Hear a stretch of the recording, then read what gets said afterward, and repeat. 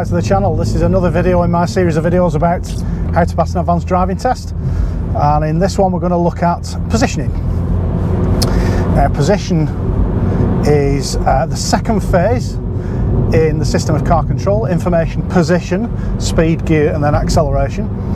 So it's the first phase where you need to potentially consider actually physically doing something. We've gone through the information phase, we've taken, we've used, we've given information, we've given it a tug, and then the first of the action phases, the ones where we potentially might need to do something, is the position phase. So what are we looking for from our positioning? Well, a number of priorities when it comes to choosing the correct position on the approach to a hazard. And the first one, and I want you to remember this above everything else, is safety. We're going to position for safety, and in a few minutes I'll explain to you what that means and how we position correctly for safety. But also there's some other considerations as well. You're going to position your vehicle to get the best view into the hazard, into the corner, down the road. We want to get the best view possible on approach to a hazard. And whilst we're talking about view, we're also going to position so that other people, other road users, get a good view of us as well. It's really important that we are seen as well as seeing. We need to be seen as well. Very important on the motorbike, that, but just as important in the car. We want people to see us, and the earlier they can see us, the earlier they can include us and our vehicle and our position in their plans, in their driving plans. And there are other considerations for positioning as well. We can give information out by using the correct position on the road. So we can let people know what our intentions are, for example, by choosing the correct lane on the approach to this roundabout. I'm going to be going A592 in towards Penrith. So by taking the correct position nice and early, I'm not confusing anybody by changing position or swapping lanes at the last minute or anything like that. And the other advantage we're looking for from positioning as well, certainly when it comes to cornering, is that we're going to use our position on approach through and out of corners to make sure that we take the straightest possible line through corners. Now be careful, that's not the racing line, because we're not racing, we're on the road, but it allows us to keep the car as balanced as possible, use the minimum amount of tyre grip and suspension, minimise the workload of the car through corners. So we're going to use our position to help us in that respect as well. Well, let's start off with positioning for safety. What do we mean by positioning for safety? Well, let's start off with a little concept I like to call the safety bubble, or it's described in roadcraft as the zone of relative safety. And that means that we want to maintain a zone of relative safety, a safety bubble around the vehicle into which we don't want other vehicles or the road users to come into. If they get within our zone of relative safety, it means we're getting into a position where we might come into conflict with that vehicle, or heaven forbid have a collision with that vehicle or that road user. So we're going to try and maintain this safety bubble around the vehicle, and we do that by altering our position. Now that bubble changes in size generally as the speed picks up.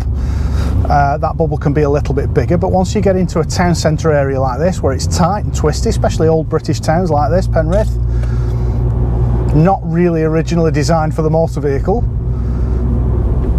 we're going to keep our speed down.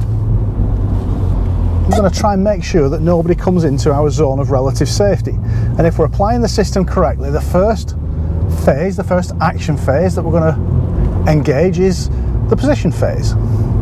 So the simplest example I can give you is there is a junction on the left here and a pedestrian crossing. On approach to that junction, I'm just going to move my position away from it a little bit just in case anything emerges, up to the centre line and then back to the centre of our lane again. Here, for example, with this line of parked vehicles, I'm trying to take a position that keeps me a door's width away from them. By which I mean, if one of the doors opens on those parked cars, I'm going to be away from it and I'm not going to have to do anything else to avoid it. So as I'm driving through this housing estate now, we've got the postman on the left there, so I'm looking to see for movements around there. I'm moving away from him and I'm keeping that door's width away from these parked vehicles on the left. Got some pedestrians on the offside, so I'm considering moving away from them, but we've got a mini roundabout and I'm going to turn right at this mini roundabout. So I'm taking a position that makes it clear that that's the direction I'm going in, up towards the offside. The signal confirms that for the vehicle behind. And then I'm looking in the distance. I've got a parked car on the offside, so the relevance of that is if anything's coming towards me, they're going to need some space. So on approach, I will move my position towards the near side, just in case there's any vehicles coming towards me. These little movements in position are very subtle. They're not huge, great sweeping moves out of the way. But looking up ahead now, you can see that van passing the parked cars. That's what I'm thinking about when I'm approaching parked cars on the offside. Is there going to be anything coming towards me that I need to adjust my position for? Now, it's the vehicle emerging on the right that's going to be an issue here. So I'm moving position near side so that they can get a view of me, as well as me being able to see them. I'm ready to give them a horn warning if they look like they're ready to move out. But that move to the near side just gives them an earlier and clearer view of me coming down the road. Looking up ahead now, I can see a vehicle turning off to the right and a couple of sets of pedestrians with a dog. So I'm checking the mirrors and I'm actually moving away from them.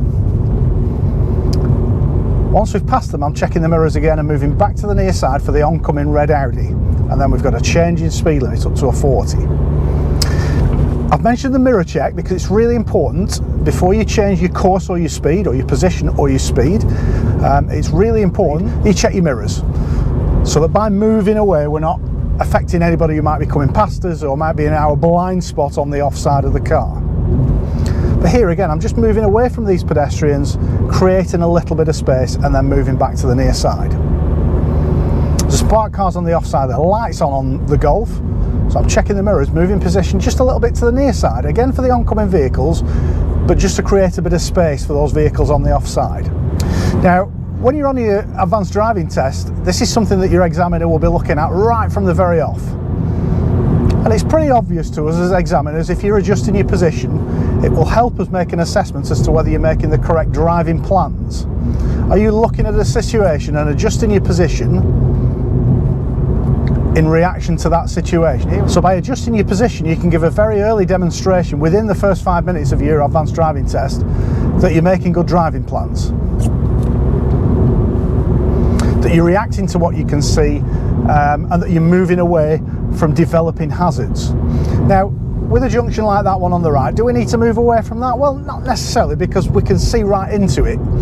But certainly for junctions where you haven't got a view, it's you know, if we're talking about potential hazards, things that might develop into an actual hazard, something that's happening, then it's good to be able to demonstrate to your examiner that you've clocked that hazard and that you're making a reasonable adjustment for it by changing your position. It's important to consider a good safety position as well. For example, when you're passing cyclists, pedestrians who might be in the road. There's a change coming to the highway code soon that's going to dictate the sort of distances that you should be leaving for cyclists. I will do a video on the update to the highway code as soon as I can get hold of a new copy. But really, you should be leaving, I think the highway code is going to describe it as 1.5 meters, so 4.5 feet, something like that, when you're passing a cyclist. So again, that's making sure that that cyclist doesn't come in to your zone of relative safety, to your safety bubble. What you'll find if you start looking for those opportunities to move your position to maintain that zone of relative safety, that quite often that's all you need to do on approach to a hazard. On the approach to these parked cars here, all I'm doing is just moving my position away from them. My speed and my gear are fine, I don't need any acceleration, don't need to do anything about those other phases of the system. All I've had to do is move my position. Here on the approach to this right-hander, move my position to the near side, speed and gear are okay, it's a 40 mph speed limit, that's what I'm doing, don't need any further acceleration, but all I've done is adjust my position. It's a really important aspect of system that a lot of people forget. It's surprising how many people come on advanced driving test and, you know, they'll put all the other things into motion, and they'll separate the braking and the gear changing, they'll give good observations and good commentary, but then they forget the positioning aspect. And I want to see the car just moving around a little bit to move away from those hazards, those potential hazards and those actual hazards that are in front of you on the road. So safety position, quite a straightforward concept. Move yourself away from potential hazards, definitely move yourself away from developing an actual hazard.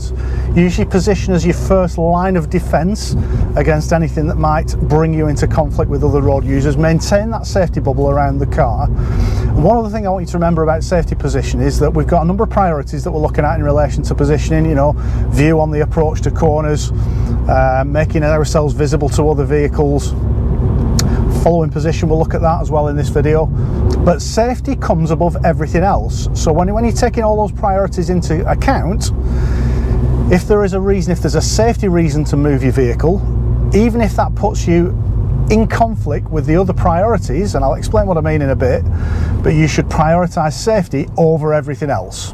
So if, for example, you're driving on a national speed limit road, you're approaching a right-hand bend, but there is a vehicle waiting in a junction on the left on the approach to that right-hand bend. Normally, for a right-hander, you'd approach in the near side to give you a better view and to start the process of straightening that corner. But we're not going to prioritise that. What we're going to prioritise is the element of safety. So what that means is we're actually going to approach that corner towards the white centre line, which isn't the ideal position for the corner, but it prioritises the vehicle in the junction that's waiting on the left. So we're going to prioritise safety above everything else. Now, while we're in town and we're stop-starting, you're driving in urban driving conditions, busy traffic, and you come to a stop behind another vehicle, you want to leave yourself enough room to get out if that vehicle stops or breaks down or has an issue. It's especially important for police drivers, this. If I get a job now and I put my blue lights on, I want to be able to get out without faffing about by reversing or shunting in traffic or just getting stuck. There's nothing worse than getting an emergency call, you're stuck in traffic and you're too close to the vehicle in front. So the little saying that we use just to make sure that you've got the right position for stopping in traffic is tyres and tarmac. So I'm going to stop in a position, if this traffic comes to a stop here, where I can still see the bottom of the tyres of the car in front where they come into contact with the tarmac. The relevance of that is that it leaves us far enough back to be able to get out, but just by going forwards, by not having to reverse. So tyres and tarmac, make sure that we keep those in view. Now, lane markings quite often dictate the correct position that you should be in. So for this roundabout, I'm turning left. I confirm that to the vehicle behind me, the signal. So I've positioned myself in the left turn lane.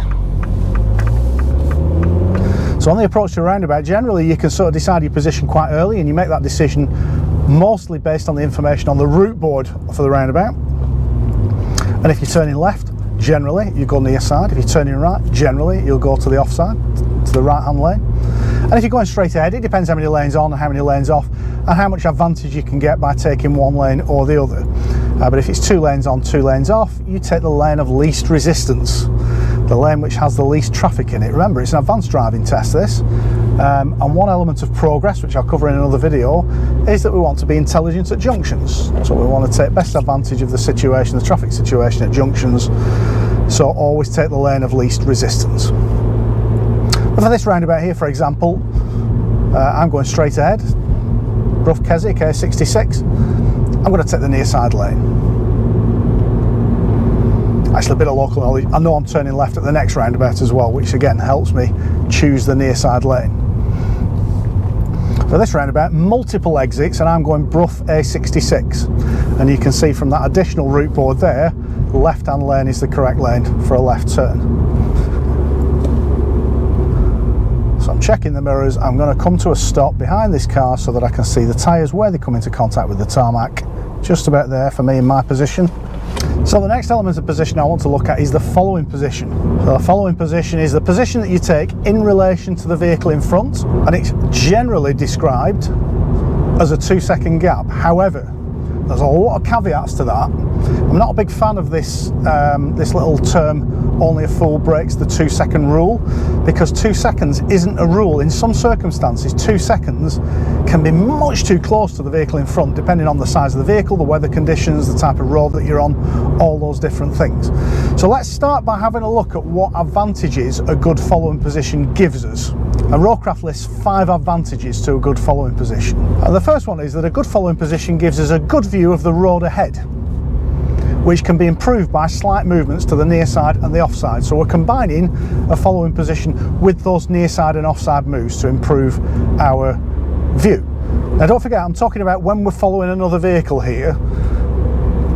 Here's one of the biggest differences between somebody who's had some further advanced driver training and a lot of people out there who haven't. And that is that they just pretty blindly follow the car in front or follow the vehicle in front. And they just watch the vehicle's brake lights, and they brake when they brake, and they speed up when they speed up, and actually they're not looking any further ahead than the vehicle in front. So for us, we want to be anticipating when that vehicle in front might be slowing down or braking. We want to anticipate what's going to be coming up further down the road that's going to affect our journey. So in order to do that, we need to maintain a good view down the road. So if we use this heavy goods vehicle as an example, if I'm to sit 2 seconds behind this vehicle, I'll put myself in a 2-second following position now. It's about there. Now, because of the size of that vehicle, it's filling my field of view. I am about 2 seconds behind it there, and it's taking up a lot of my view. So actually a 2-second gap on a vehicle this size is too short. And I'm going to extend that following position to about 3 or maybe even 4 seconds. About there. That's a 3-second following position. Now what that does, by moving the car around like this, it gives me a better view down the road. So there's your first advantage. Second advantage is that we can stop safely if the vehicle in front brakes suddenly and without warning. Now believe me, heavy goods vehicles, even laden heavy goods vehicles, have really impressive brakes these days. They can stop in a very short distance and they can catch you by surprise if you're not careful.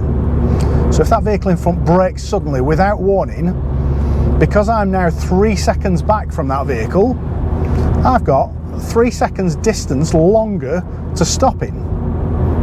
Alright, taking into account my reaction time, which might be about a second, but I've still got 2 seconds longer to stop in than I would do if I was really close up the chuff of that lorry. So there's your second advantage. Your third advantage relates to vehicles behind. What that means is that there is less chance of you being rear-ended if the vehicle in front brakes suddenly without warning. We're coming back to the vehicle in front braking suddenly, but we're not having to brake quite as hard as the vehicle in front, so we're braking more gently. We're taking a bit longer to stop because we've got a good following position, and therefore there is less chance that the vehicle behind is going to run in the back of us because they've got more time to react.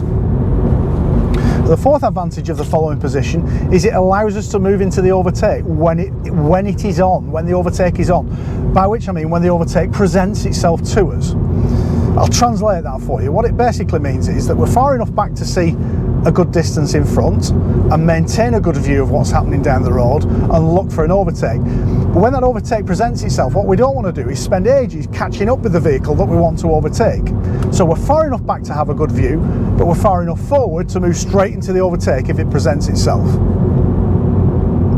And the fifth advantage listed in Rollcraft, it's a fairly new addition to Rollcraft. This always used to be 4 advantages, but the fifth advantage is that a good following position keeps you out of the spray from the vehicle in front. And as if by magic, the lorry goes through a puddle and that spray dissipates before we get caught in that spray. Actually, what it means is on motorways, when we're sat or on a long A road, a long trunk road where we're sat behind this vehicle for a long time, on a wet day it's putting up an awful lot of spray, but a good following position keeps us out of that spray. And again, that helps us maintain a good long view down the road in front of the vehicle that we're following. So those are all the advantages of a following position, but how do we decide a following position and how do we set a good following position? Well, generally on a dry day, I suppose we'll call this a dry day, the roads are a little bit damp, but it's a dry day. On a dry day like this, if we're following a normal size saloon car, 2 seconds is just about the right following position. But remember this, 2 seconds is closer than you might think. Quite often I will ask somebody, if I'm doing some driver coaching, I'll say to somebody, right, put me in a 2-second position on the vehicle in front and tell me when you're in that 2-second position. They'll say, yes, I'm in a 2-second following position now and we're 4 seconds back. Because people massively overestimate the distance of a 2-second following position.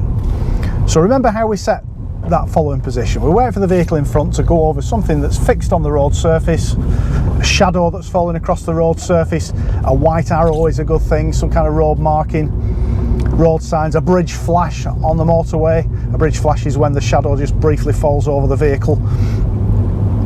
And then we start counting. And we count 1001, 1002. And that's 2 seconds. And just as you are finishing off the word 2, you should be either going through that bridge flash or passing the marking on the road.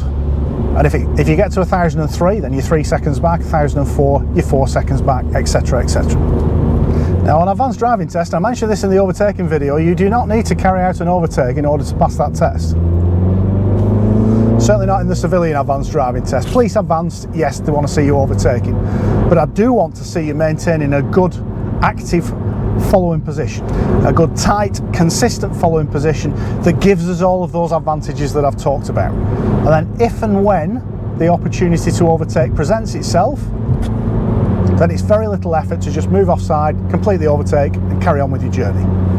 So the other element of positioning that I want to look at in this video is positioning for corners.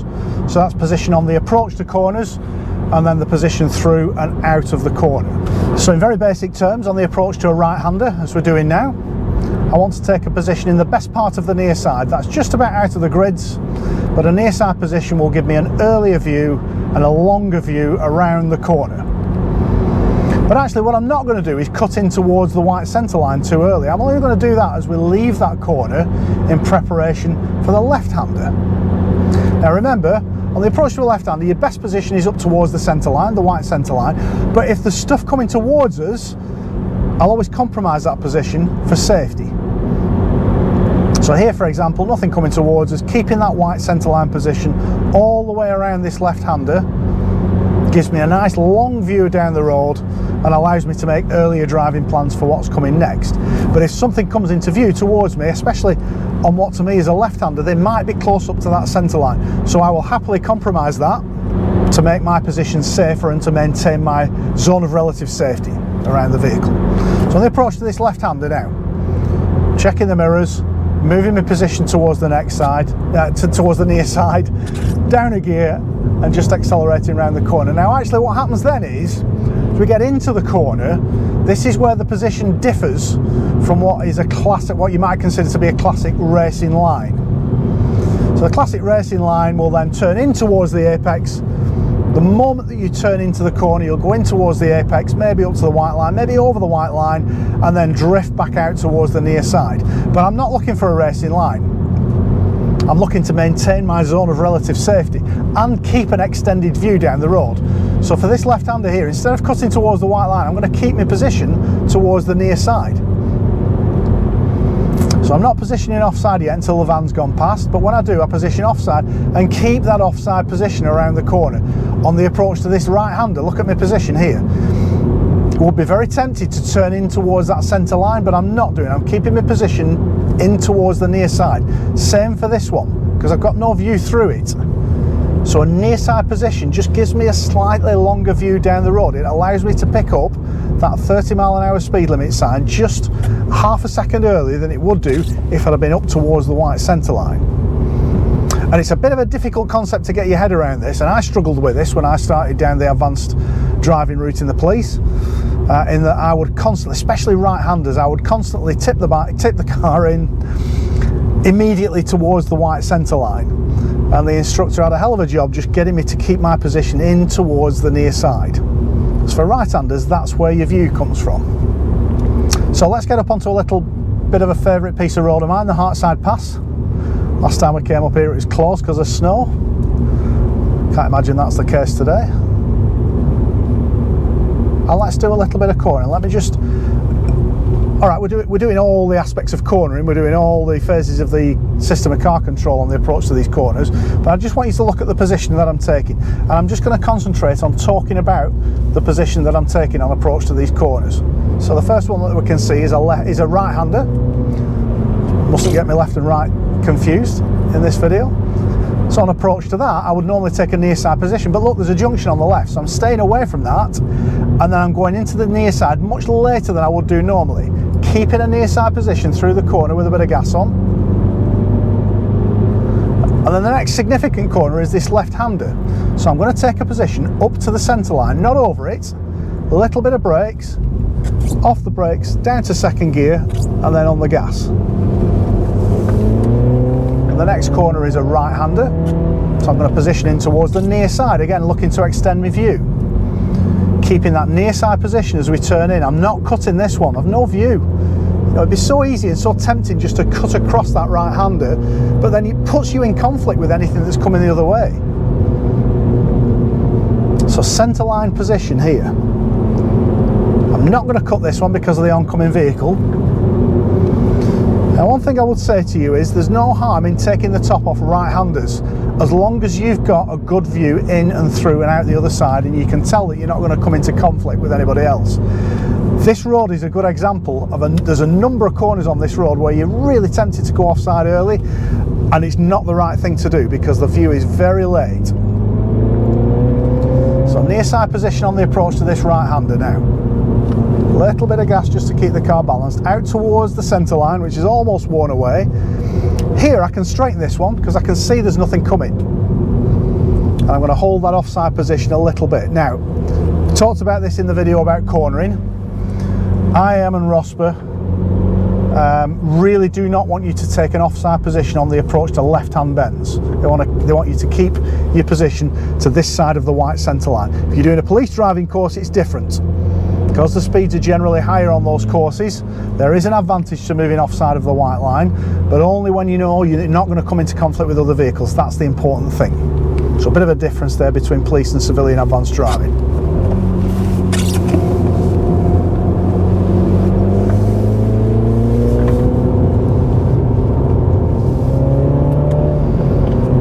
Just up to the white line, just putting a wheel on the white line there. That's about the maximum amount of offside that I would take if I was doing an IAM or a ROSPA civilian advanced driving test. In the police, we might take a little bit more.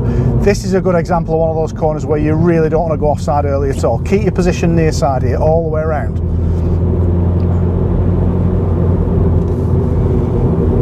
Only here will I tip myself up towards the white centre line, down a gear, and then a little bit of gas.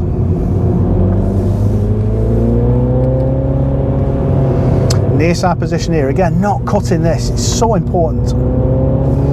And it is quite a common mistake on advanced car tests, that.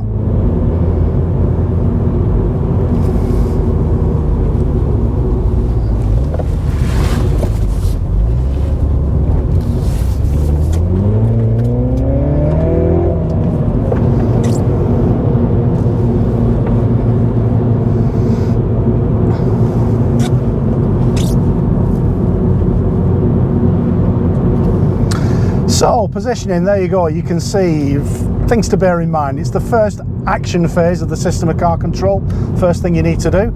Sometimes it's the last thing you need to do. Move your position, everything else slots into place.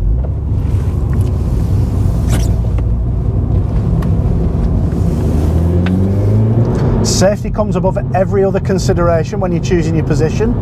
Don't be afraid to compromise your position if there's a safety reason to do that. So the last part of this video then is what I usually do in these series of videos. I'm going to compare what's required by the different organisations as far as positioning is concerned, and to be honest, it's the same. It's the same for all the organisations. IAM and ROSPA looking for the same thing. Everything I've shown you in this video, the thing to work on is the consistency. So if you're looking at getting a pass or a bronze or a silver at ROSPA, well, you know, most of the time your position might be correct, sometimes it might be out, but not enough to fail the test. If you want a first at IAM or a gold at ROSPA, then really your positioning needs to be much more consistent. It needs to be consistently good. And then when it comes to masters, the consistency needs to be right up there. Good, accurate positioning throughout the drive, taking into account all the stuff that I've talked about and getting all the advantages from the positions that I've described to you, especially following position. That's the one that a lot of people forget about.